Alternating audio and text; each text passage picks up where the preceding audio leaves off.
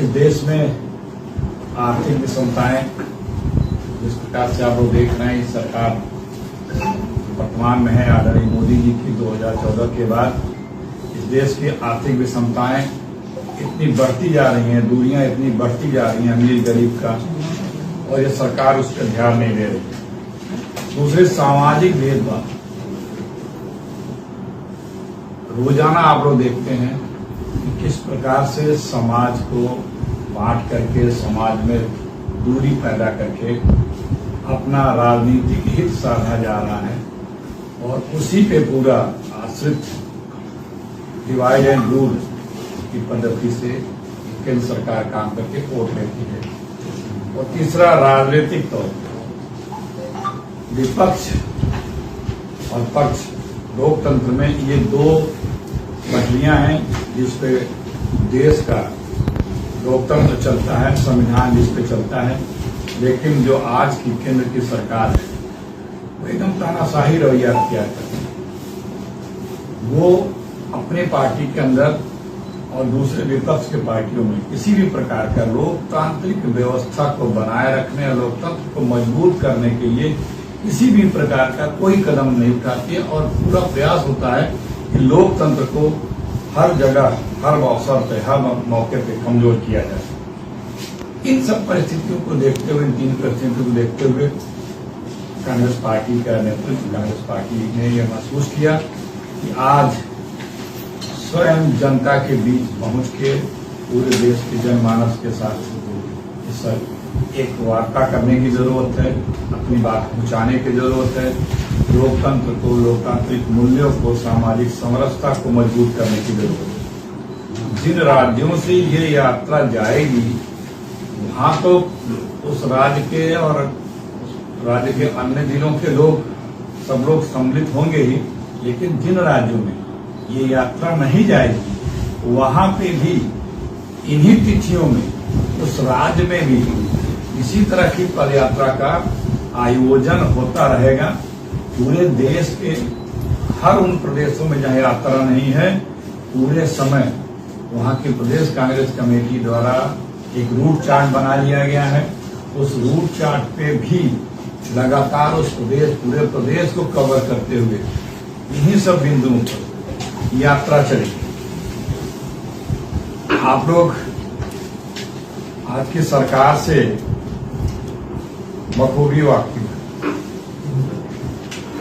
आज की सरकार जो बीजेपी की सरकार है, जो अटल जी के बाद वाली बीजेपी है, 2014 के बाद वाली, जो अटल जी के बाद वाली बीजेपी है, ये जो बीजेपी रूल कर रही है, ये just like east India company part 2 है। एक ईस्ट इंडिया कंपनी पार्ट 1 थी जो इस देश में राज करती थी, जो अपने महारानी, इंग्लैंड की महारानी को जवाबदेह थी। ये east India company part 2 just like सरकार जो है, जो नागपुर के अपने महाराजा को जवाबदेह है, वो ईस्ट इंडिया कंपनी भी इस देश को डिवाइड एंड रूल के फार्मूले पे चलाती थी। आज की जो बीजेपी है वो भी यही करती है कि समाज को बांटो और अपना स्वार्थ पूरा करो। वो जो ईस्ट इंडिया कंपनी वालों की सरकार थी, उसमें भी लोकतंत्र या लोकतांत्रिक व्यवस्थाएं नहीं थी। ये तो लोकतांत्रिक व्यवस्था होते हुए भी, संवैधानिक व्यवस्था होते हुए भी ये सरकार लोकतांत्रिक व्यवस्थाएं और लोकतंत्र को मानती नहीं है, उसे कमजोर करना चाहती है। आज की भी सरकार को सिर्फ पावर और पैसा चाहिए। उस समय जो सरकार थी वो भी इसीलिए राज करती थी। उस समय की जो सरकार थी वो इस देश की जनता को लगाव नहीं रखती थी, प्यार नहीं रखती थी, उसके लिए जनहित की योजनाएं नहीं बनाती थी। आज की भी सरकार उसे सिर्फ अपने पैसे और पावर से प्यार है। लोकतंत्र के लिए जो भी उसकी मजबूती के लिए कदम उठाए जाने चाहिए, लोकहित के लिए जो भी काम या कदम उठाए जाने चाहिए, आज की बीजेपी जो आदरणीय मोदी जी की, वो नहीं उठा रही है। उस समय भी जो लोग उस सरकार से असहमत थे, उससे भिन्न थे, उसका विरोध करते थे, वो सरकार भी लोगों को दमनकारी नीतियां अपना के लोगों के खिलाफ कार्रवाइयां करती थी, पकड़ती थी, बंद करती थी। आज की भी सरकार यही है। यदि कहीं कोई इस सरकार से जरा सा भी असहमत है, विपक्ष विरोध कर रहा है, सरकार की नीतियों के खिलाफ आवाज उठा रहा है, चाहे वो पॉलिटिकल लोग हों, चाहे वो ब्यूरोक्रेसी के लोग हों, चाहे वो मीडिया के लोग हों, चाहे कोई भी हो, तो ये सरकार उसी तरह से उनके ऊपर भी दमनात्मक कार्रवाई कर रही है जो पहले ईस्ट इंडिया कंपनी वाली सरकार की जाती थी। ये जो कुछ भी है आज, ये लोकतंत्र की व्यवस्था के तहत ऐसा नहीं हो सकता है। जो लोकतंत्र को मानेगा वो इस तरह से नहीं करेगा, क्योंकि लोकतंत्र में तो जो भी विपक्ष के लोग हैं या जागरूक लोग हैं, सिविल सोसाइटी के लोग हैं, जो हमारे पत्रकार मीडिया के बंधु हैं, उनका भी लोकतांत्रिक और संवैधानिक जिम्मेदारी है इनकी, जैसे सरकार की जवाबदेही होती है जनता के प्रति काम करने की, उसी तरह सरकार की कमियों को उजागर करना, सरकार को उस पर इंगित करना, सरकार को ये बताना कि आप यहाँ गलत हो, ये मीडिया का, विपक्ष का, सिविल सोसाइटीज के लोगों की जिम्मेदारी है। लेकिन जब कभी कोई व्यक्ति उनकी किसी कमी को सिर्फ इंगित करता है, उठाता है, दिखाता है कि आप इसे सुधारें, कर लें, तो ये सरकार उनपे तरह तरह के दमनात्मक कार्रवाई करती है, धमकाती है, डरवाती है, अरेस्ट करती है, जेल में डाल देती है। ये जो सारा व्यवस्था, जो एक लोकतंत्र का व्यवस्था है, जो हमारे संविधान का व्यवस्था है, भारतीय संविधान का, उसको आज की वर्तमान मोदी सरकार बुरी तरह से ध्वस्त कर रही है। इस कारण से कांग्रेस पार्टी ने यह निर्णय लिया कि हम सीधे जनता के बीच जाकर के संवाद करेंगे पूरे देश में, सबको फिर से जो अंग्रेज के हिसाब से जो तोड़ करते थे, समाज का बंटवारा करते थे, हम वो चाहे सामाजिक दूरियां हो उसको हम जोड़ेंगे, कम करेंगे, चाहे आर्थिक दूरियां हो उसको हम जोड़ेंगे, कम करेंगे, चाहे राजनीतिक दूरियां हो उसको हम जोड़ेंगे और उसको दूरियों को कम करेंगे। इसीलिए इस यात्रा को, भारत जोड़ो यात्रा को कांग्रेस पार्टी ने शुरू किया है और इसका जिस दिन से इसकी तैयारी शुरू हुई है, पूरे देश में लोगों में एक बहुत उत्साह है।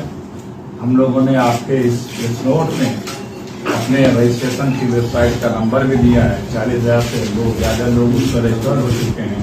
लोगों की बहुत जोश भरे तरीके से इस यात्रा में सम्मिलित होने के लिए, चलने के लिए तमाम लोगों की इच्छाएं हम लोगों को मिल रही हैं और इसकी भारी सफलता और जनता में इसके प्रति बहुत ही जोश भी है कि कांग्रेस पार्टी इस देश के लिए एक बार फिर जो सरकार की गलत नीतियां हैं, जो सरकार इस समाज को बांट रही है, उसको लड़ने और समाप्त करने के लिए जनता के बीच पूरे देश में इतनी बड़ा योजना बनाया है, 3,500 किलोमीटर पैदल चलने का। राहुल जी इसका शुभारंभ 7 तारीख से करेंगे और हम लोग इसीलिए आज हिंदुस्तान के हर प्रदेश मुख्यालयों में गए हैं। इस यात्रा की जानकारी आप लोगों के माध्यम से आम जन तक पहुंचे और लोग इस बात को महसूस करें, इस बात को साफ हों कि आज भारत को एक बार फिर से इन वर्तमान सरकार द्वारा जो बिखराव पैदा किया जा रहा है, सबको जोड़ें, लोकतंत्र को मजबूत करें, संविधान को मजबूत करें, अपनी गरीबी जो बढ़ती जा रही है उसको दूर करें, रोजी रोजगार, कारोबार पे सबका ध्यान आकर्षित हो, सरकार मजबूर होकर के उस पर कदम उठावे, जनहित के कार्य करे। इन्हीं चीजों के लिए ये यात्रा की गई है। अब मेरी बात लगभग पूरी हो गई। आप लोगों को पहले कुछ प्रश्न करने हो तो। आपके अपोनेंट कह रहे हैं कि भारत जोड़ो यात्रा की बजाय अच्छा होगा कांग्रेस अपने को जोड़ने की यात्रा शुरू करे। ये तो उनकी बहुत लाहत है। उनकी नीतियों का यात्रा के माध्यम से जो उनकी गलत नीतियां हैं बांटने की, तो जब हम जनता के बीच में जा रहे हैं तो उनको खड़ा है। कांग्रेस तो 700 निरंतर चलने वाली पार्टी है। 135 साल हो गए। ये कारवां है, विचारधारा का कारवां है, तो चलता रहता है, लोग जुड़ते रहते हैं, आते रहते हैं, कुछ हो जाते रहते हैं, लेकिन विचारधारा हमारी चलती रहती है। तो गुलाम नबी आजाद नई पार्टी बना रहे हैं, वो करें हिंदुस्तानी कांग्रेस, तो ये विचारधारा क्यों रही? आप खुद देखिए, इस उम्र में सारे पदों पा चुके, ज्यादा क्या आज उनकी जाने से इज्जत बढ़ी है कि घटी है, हम कुछ कहना नहीं चाहेंगे। बेसिकली हम आज इसी पे आए, मैं एक शब्द में बता दिया कि आज कांग्रेस को सबकी जरूरत थी, कांग्रेस को। पूरे देश ये मांग कर रहा है कि हमें इस सरकार की नीतियों के खिलाफ एकजुट होकर लड़ने की आवश्यकता है। जब पार्टी के पास सब कुछ था, अब तो सब कुछ मिला, आज पार्टी को जरूरत है। आज देश कांग्रेस पार्टी से उम्मीद कर रहा है, पूरा विपक्ष कांग्रेस पार्टी के साथ इकट्ठा होकर के सरकार से लड़ने को तैयार है। ऐसे में कोई अगर जा रहा है तो वो अपना विवेक, जनता समझती है कि कौन गलत जा रहा है, कौन से नहीं। कितने लोगों का जत्था होगा यात्रा में? हजारों लोग होंगे। कुछ ऐसे बड़े चेहरे कौन उसमें कंटिन्यूसली रहेंगे शुरू से जितने लीडर्स हैं ग्रुप वाइज आते जाते रहेंगे बड़े लीडर। राहुल जी भी मैक्सिमम टाइम रहेंगे और कुछ लोग परमानेंट चलेंगे हमारी यात्रा में। यात्री भी हैं साथ साथ, स्थानीय लोग जुड़ते जाएंगे, सबके लिए ओपन है ये। ऑल ऑपोजिशन पार्टी शुरुआत कराएंगे और अंत में भी रहेंगे।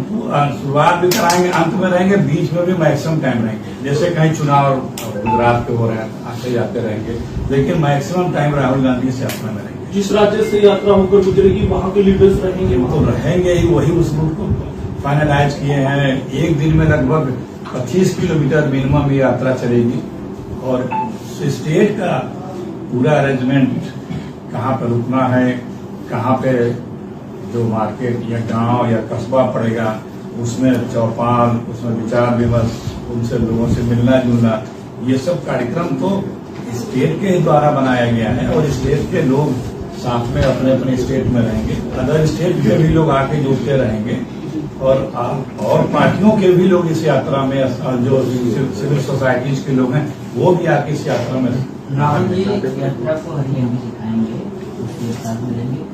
पूछने का प्रश्न पूछने का मतलब है कि कौन प्रमुख चेहरे जो यात्रा के साथ कंटिन्यू चलेंगे? आखिरी छोड़ जितने हमारे उस राज्य के बड़े लीडर हैं वो परमानेंट चलेंगे। राहुल जी भी अधिकांश समय परमानेंट चलेंगे। कांग्रेस के भी जो बड़े लीडर हैं वो भी अधिकांश समय परमानेंट चलेंगे। आप बड़े लीडरों की बात करें, सामान्य जन तो चलेंगे ही, स्थान उस प्रदेश के नेता चलेंगे, उस अगल बगल के प्रदेश के नेता चलेंगे।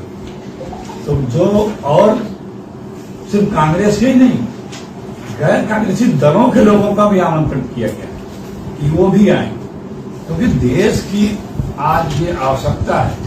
इस देश की हर व्यवस्था को बचाने की आवश्यकता है, इसलिए सीधा जनता से संवाद करने के लिए ये यात्रा का आयोजन किया गया। कोई बड़े चेहरे निश्चित नहीं है अभी कौन होंगे, किसी का नाम आपने मेरे भाई उसी स्टेट के जितने चेहरे हैं, जितने बड़े लीडर हर स्टेट के हैं वो तो रहेंगे। आप बड़े चेहरे में किसका जानना चाहते हैं?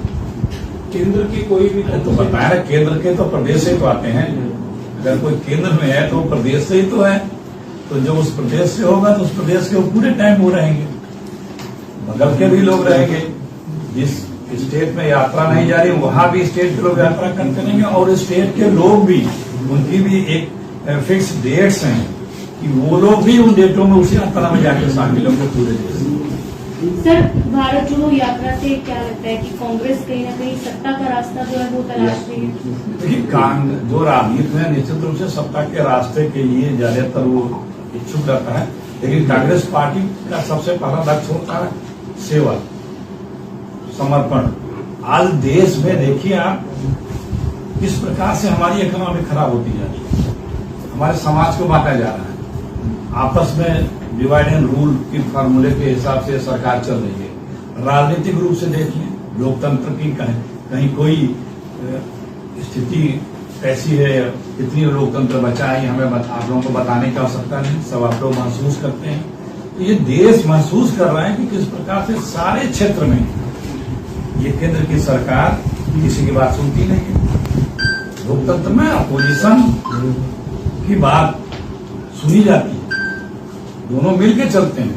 मैं कहा कि एक पटरी पे आप लोग मीडिया के बंधु छोटी सी खबर लिखते थे कि सरकार के पहले कि यहाँ ये गड़बड़ी है, सरकारें उस पर कितना तेज रिएक्ट करती थी, कितना तेज उस पर कार्रवाई करती थी, छानबीन करती थी कि हाँ भाई ये न्यूज आई है, देखो ये क्या खराबी है, कितनी सच्चाई है, जल्दी इसको मीट आउट करो। आज ये स्वभाव सरकार का बदल गया है।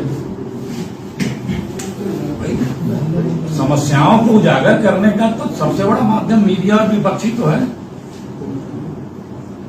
विपक्ष सड़क से सदन तक बात उठाता है और आप लोग स्थानीय स्तर पर रोज उन बातों को उठाते हैं। सर, कांग्रेस भारत जोड़ो यात्रा निकाल रही है, लेकिन अगर कांग्रेस पार्टी की बात करें, जिस तरह सर ने भी कहा था कि विपक्षी दल बोल रहे हैं कि उसे कांग्रेस जोड़ने का काम पहले करना चाहिए। हुड्डा साहब जब गुलाम नबी आजाद से मिलते हैं तो शैलजा जी कहती हैं कि भैया इस पे शोकाज नोटिस होना चाहिए। ये मुलाकात का जो मैसेज है वो इस समय में कहीं इनअप्रोप्रिएट गया है कांग्रेस के लोगों के बीच में। देखिए, उन्होंने कहा था कि पूछा जाना चाहिए और हुड्डा साहब ने खुद उस पर जवाब भी दे दिया। और हुड्डा साहब की विश्वसनीयता पे कांग्रेस पार्टी में जो डेडिकेशन है उस पर हमें उम्मीद है कि किसी को किसी भी प्रकार से जो गैर कांग्रेसी या बाहर के लोग हैं, किसी प्रकार से कोई शंका संशय की बात नहीं। पर शैलजा तो बहुत सीनियर लीडर है, उनको शंका होगी।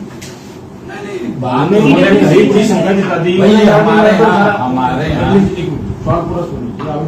उन्होंने कहा कि लोग वर्कर जो हैं वो पूरा मिक्स्ड कंफ्यूज हो गए हैं, लीडर्स कंफ्यूज है, उनको बताना चाहिए क्यों मिले जाओ। क्योंकि हुड्डा साहब ने तो कह दिया कि मैं तो कोई नहीं गया था और प्रभुता मत करो, वो क्यों गए थे छोड़ के, मेरा तो क्योंकि हम सब इकट्ठे थे और जो आपकी बात तो हमने कही थी बीच में सुने ही उसको प्रारंभ कर दिया, इलेक्शन कर दिया। लेकिन उनके बाद फिर हरियाणा के कार्यकारी अध्यक्ष कह रहे थे वीरेंद्र सिंह हुड्डा स्पष्टीकरण थे। ये जो भारत जोड़ो की जो बात चल रही थी वो एक बड़ा कार्यक्रम का हिस्सा है। पर इस प्रकार की बातें जो लीडर सीनियर लीडर करे तो क्या ये डैमेज भी होता पार्टी का? आप प्रश्न भी कर रहे हैं और आप जवाब भी दे रहे हैं। दोनों की बात बताइए। आप इसमें बताइए कि क्या शैलजा का शंका करना ठीक है नहीं है? सवाल मेरा ये है। देखिए, हमने कहा ना कि हमारे यहाँ लोकतंत्र पार्टी के अंदर भी है, तो आपने सवाल भी किया और आप दोनों की बात बताइए। मेरी बात पूरी होने, आपने सवाल किया, मेरी बात मैंने एक दोनों की बात मैंने जवाब नहीं दिया। वही तो उन्होंने बताया कि हुड्डा साहब ने क्या जवाब दिया, आपने खुद बता दिया। तो अब उसके बाद शेष क्या बचा? खुद ही बता कि हुड्डा साहब ने बताया। शंका भी जारी है, मैं कह रहा हूँ। नहीं, कोई शंका नहीं है, कोई शंका नहीं है। और किसी पे चाहे हमारी शैलजा दीदी हो चाहे हुड्डा साहब हो, किसी पे कोई नहीं, हर जगह हर कांग्रेसी पूरा देशवासी आज एकजुट है कि हमें आज की इस सरकार से जो गलत नीतियां हैं वो देश को कैसे बचाया जाए और उसी पे सबका ध्यान केंद्रित है। विपक्ष को भी देख लीजिए, विपक्ष भी अब ये महसूस कर रहा है पूरे हिंदुस्तान का कि कैसे हम इस सरकार को सत्ता से हटाएं, क्योंकि ये अब ये देश हित में लोक हित में ये केंद्र की सरकार नहीं है। ये सरकार सिर्फ अपने हित की बात करे, न जनहित की बात करे, न लोकहित की बात करे, देश हित की बात करे, ये सिर्फ अपने हित की बात करे। मोटा मोटा कोई चार्ट है कि इस पूरे इलाके में, इस पूरे इलाके से मतलब ग्रेटर पंजाब, हरियाणा, पंजाब, जम्मू कश्मीर में कितने दिन यात्रा दिया इसमें ये नहीं दिया, इसमें ये दिया कि 3 दिन पहले हम कोशिश करेंगे इसको फाइनल करेंगे। जिस स्टेट से आएगा उस स्टेट के लोग और ये स्टेट कोऑर्डिनेशन कमेटी के लोग मिलकर रूट बना रहे हैं। यात्रा आने के कम से कम 20-25 दिन 30 दिन पहले पूरा इसका रूट बता दिया जाएगा। उस रूट की तैयारियों के बारे में आपको यहाँ के उस स्टेट के लोग मिल करके बताएंगे कि 15 दिन पहले ये यात्रा इस पॉइंट पे इंटर करेगी, यहाँ से पहले दिन यहाँ तक पहुंचेगी, दूसरे दिन यहाँ तक पहुंचेगी, तीसरे दिन से पंजाब हरियाणा जहाँ जहाँ जिस स्टेट को टच करेगी उस स्टेट के लोग उसका मिनट टू मिनट प्रोग्राम ये देंगे। इसमें हम लोगों ने एक लिंक भी दिया है, उस लिंक पे आप हमारी यात्रा का 3 घंटा सुबह 3 घंटा शाम को लाइव टेलीकास्ट भी होगा, वो भी हर कोई भी देख सकता है और मीडिया के भाई भी देख सकते हैं। और बीच में जो हमारी चौपाल या सभाएं या मीटिंगें या संवाद ये सब भी होता रहेगा। तो जो लोग अगर वहाँ नहीं भी हैं, दूर बैठ के भी चाहेंगे तो उस यात्रा में क्या हो रहा है, कैसी यात्रा चल रही है, क्या बात हो रहा है, उन सब चीजों का भी घर बैठे ही आप मीडिया के भाई हो या कोई और हो वो हमारी वेबसाइट के माध्यम से पूरी जानकारी ले सकता है। अखिलेश जी, आप भारत जोड़ो यात्रा कर रहे हैं और किस किस दल को साथ जोड़ पाए अभी तक इस यात्रा के लिए? देखिए, हम लोग की यात्रा में सबको आमंत्रण राहुल जी ने कल बोला। बात किसी से नहीं बात में स्थानीय स्तर पे लोग जुड़ेंगे। मैं आपको छोटा सा उदाहरण दे रहा हूँ। यूपी की सरकार थी, हमारे इतने अलायंस पार्टनर थे, दोनों टेन्योर में एक इंटैक्ट। मोदी जी की सरकार एनडीए है, इनके सारे पावरफुल अलायंस पार्टनर इनसे दूर चले गए। क्यों? क्योंकि ये लोकतंत्र में विश्वास नहीं रखते, अपने मित्रों अपने सहयोगी दलों को कमजोर करके उनको तोड़ के अपने आप को मजबूत करना चाहते। ये हमारे में और उनमें फर्क है। हम अपने साथियों को बराबर का सम्मान करते हुए सबको लेके चले हैं, चलते हैं, आगे भी चलेंगे। ये भी उसी वक्त बताओगे कि आप जो लोग साथ जुड़ते रहेंगे। अभी तक किसी से ना बात हुई है? नहीं, बात हो रही है। सारे लोग करीब करीब उस स्टेट के लोग मैक्सिमम चलेंगे। कितने राज्यों को तरफ से ये 14 राज्य 12 पुलिस के जो स्टेट होते हैं, 2 सेंट्रल, 12 राज्य 2 यूनिट 2 यूनियन टेरिटरी, 14 3500 किलोमीटर है, लगभग 150 रूट फाइनल नहीं हुआ पूरा। ये रूट फाइनल है। जो मिनट टू मिनट है वो स्टेट में आने के 10-15 दिन पहले स्टेट में यहाँ पे इस समय इंटर करेगी। पहले दिन ये 25 किलोमीटर का ये पैच है, यहाँ पे नाइट स्टे होगा, फिर 25 किलोमीटर का ये, उसका 1-1 मिनट का पूरा डिटेल वहाँ की ये राज्यों बताएंगे। जैसे वैसे नेशनल हाईवे के ऊपर ही चलेगी और कुछ राज्यों के बीच में भी इधर उधर जाती नहीं, सिर्फ नेशनल हाईवे नहीं होगा, बीच में हाँ, सब जगह कुल मिला के तो उस टाइप का पूरा मैक्सिमम कवर करते हुए, जहाँ आबादी है, जहाँ पे कस्बे हैं, पूरा मैक्सिमम कवर करते। अखिलेश जी, आपने कहा कि सरकार दमनकारी है, कहीं आपका इशारा ईडी की जो जांच चल रही है सोनिया जी और राहुल पर कुछ होता है? देखिए, सोनिया जी राहुल गांधी थे तो सबको पता है इस मामले में पहले भी इन्हीं की सारी एजेंसियों ने क्लीन चिट दे दी है। सिर्फ उनकी बात नहीं है, वो कर लें, रोज कर रहे हैं, तो भाई कोई गलत है तो क्या कर रहे। लेकिन आप देखिए कि कोई भी व्यक्ति जो इस सरकार से असहमत है, इस सरकार से सवाल पूछ ले रहा है, इस सरकार से के खिलाफ और आवाज बुलंद कर रहा है, वो चाहे पॉलिटिकल पार्टी हो, चाहे इंडिविजुअल्स हो, चाहे संस्थान हो, चाहे मीडिया के बंधु हो, चाहे सिविल सोसाइटी के लोग हो, या कोई है, तो क्या हो रहा है बताने की आवश्यकता नहीं है। एक सवाल साहब ये था कि विदेश मंत्री एस जयशंकर ने कहा है कि पहले जो विदेश नीति थी वो वोट बैंक के आधार पर तय होती थी और इसराइल के साथ भारत के रिश्तों को लेकर वो कह रहे थे। क्या आपको लगता है कि ऐसा था? उससे आप इस बयान पर क्या? देखिए भाई, लगभग 67 साल तक कांग्रेस राज, कांग्रेस की हुकूमत कैसे चलती थी ये विदेश नीति में बताने का आवश्यकता नहीं। आज हमारे देश के इर्द गिर्द जो राज्य है देश में, वो हम पे आंखें उठाते हैं, हमसे मतलब लड़ने तक को तैयार हो जाते हैं, ताल ठोक करके नेपाल तक। और कांग्रेस के समय की विदेश नीति पूरी दुनिया लोग मानती थी। इसराइल के संबंध में वो कह रहे थे। इसराइल से भी संबंध था, इसराइल से बहुत अच्छे संबंध थे, तमाम हमारे इसराइल से एग्रीमेंट था, पूरी दुनिया से हमारे अच्छे संबंध थे। दुनिया हिंदुस्तान को हमारा लीडर एक तरह से मानती थी। नारायण मूवमेंट से लेकर के राजीव गांधी तक, नरसिम्हा राव तक, मनमोहन सिंह को देख लें आप। मनमोहन सिंह जी की तो आप दुनिया के लीडरों का व्यवहार देखिए, कितना हाई रिस्पेक्ट मनमोहन सिंह जी हिंदुस्तान का उस समय था। हमें बताने का आवश्यकता नहीं है, क्योंकि ये सब पब्लिक डोमेन की चीजें हैं। कहने कोई कुछ भी कहे कि हम भी बड़े भारी ज्ञानी, बड़े भाई, हमारा सब कुछ है, तो अपनी बींगे तो हर कोई जानता है, लेकिन यथार्थ पता है आज की सरकार का, जो वर्तमान मोदी जी की सरकार है। सर, आपने डिवाइड एंड रूल की बात की, सरकार डिवाइड एंड रूल करी, इसको जरा एक्सप्लेन कर दीजिए किस परिप्रेक्ष्य में कहा गया है।